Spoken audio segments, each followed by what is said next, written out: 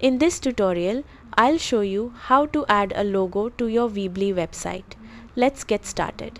Open your browser and go to weebly.com, then sign in to your Weebly account. After logging in, click Website, select Edit Site and open the website where you want to add your logo. Once you're in the editor, locate your website title in the header section at the top of the page. Click on the site title to open the header settings. Select the logo option, then click Upload a photo. Browse your computer, choose your logo image and upload it to your website. After the upload is complete, your logo will replace the text title in the header. If needed, you can reposition or resize the logo so it fits your website's design.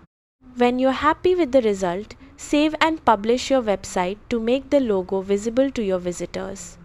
That's how to add a logo to your Weebly website. Thanks for watching.